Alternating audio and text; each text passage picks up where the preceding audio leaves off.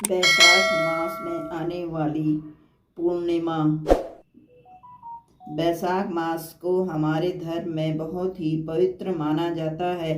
इस माह में पवित्र नदी स्नान, दान व कोई भी धार्मिक कार्य करना बहुत ही लाभदायक व शुभ माना जाता है।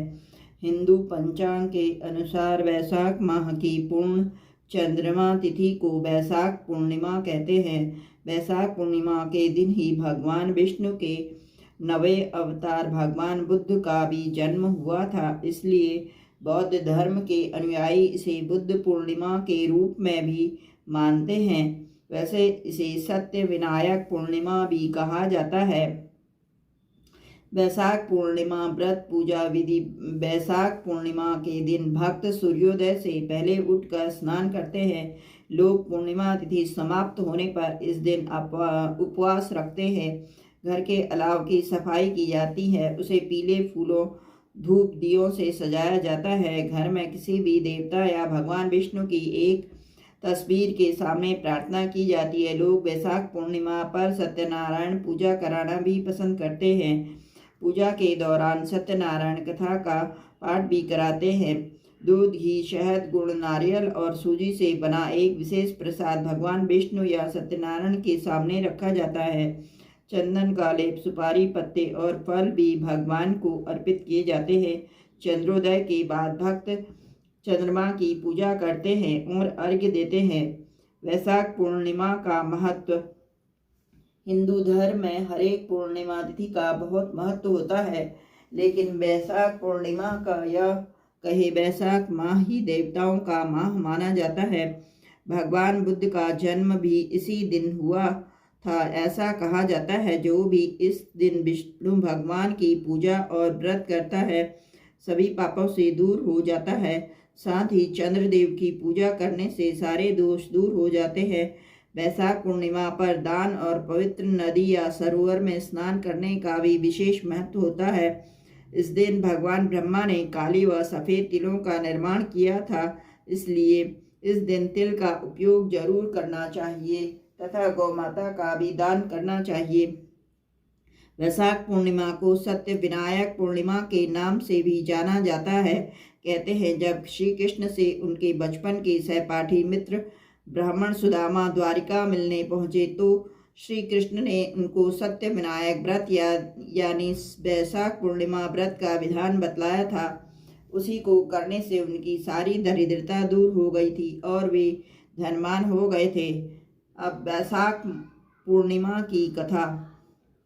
द्वापर युग के समय की बात है। एक बार माँ यशोदा भगवान श्री कृष्ण से कहती है, हे कृष्ण, तुम सारे संसार के पालनहार हो, मुझे तुम कोई ऐसा विधान बतलाओ जिससे किसी भी स्त्री को विधवा होने का कोई भी डर न रहे और वह व्रत सारे मनुष्यों की इच्छा पूरा करने का फल देता हो।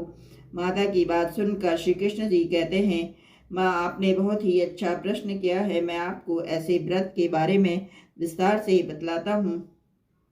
अपने सौभाग्य प्राप्ति के लिए सभी महिलाओं को 32 पूर्णमासी का व्रत करना चाहिए। इससे सौभाग्य की प्राप्ति और संतान की रक्षा होती है।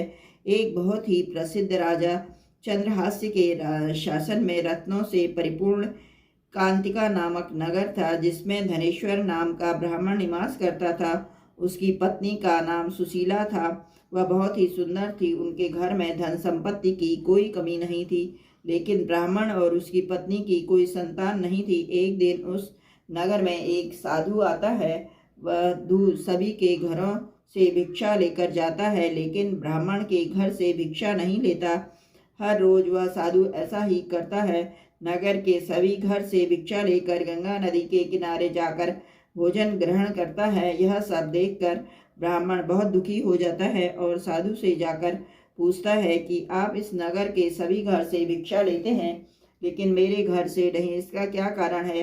तभी साधु कहता है, तुम निसंतान हो, ऐसे घर में भिक्षा लेना पतितों के अन्न के समान हो जाती है, इसलिए मैं पाप का भागीदार नहीं बनना चाहता हूँ। धनेश्वर यह सुनकर बहुत ही ज्यादा दुखी हो जाता है और साधु को हाथ जोड़कर कहने लगता है, मुनीश्वर, आप मुझे कोई ऐसा उपाय बतलाइए जिससे मुझे संतान की प्राप्ति हो। तब साधु ने उससे 16 दिन तक माँ चंडी की पूजा करने को कहा। उसके बाद साधु के कहे अनुसार ब्राह्मण दंपति ने ऐसा ही किया। उनकी आराधना से प्रसन्न होकर 16वें दिन माँ काली प्रकट हुई। महाकाली ने ब्राह्मण की पत्नी को गर्भवती होने का वरदान दिया और कहा, अपने सामर्थ्य के अनुसार प्रत्येक पूर्णिमा को तुम दीपक जलाओ। इस तरह हर पूर्णिमा के दिन तक दीपक बढ़ाती जाना, जब तक कम से कम 32 दीपक न हो जाए।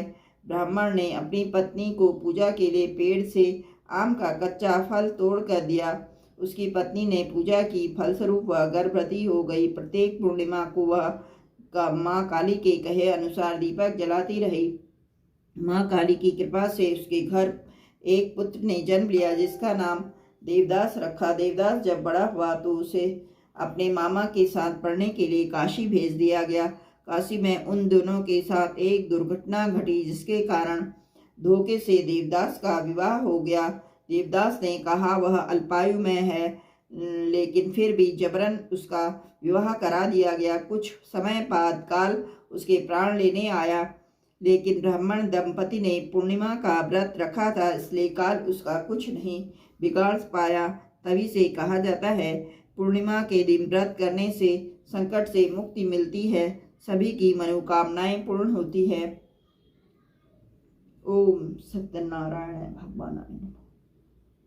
भगवान सत्यनारायण के मंत्र।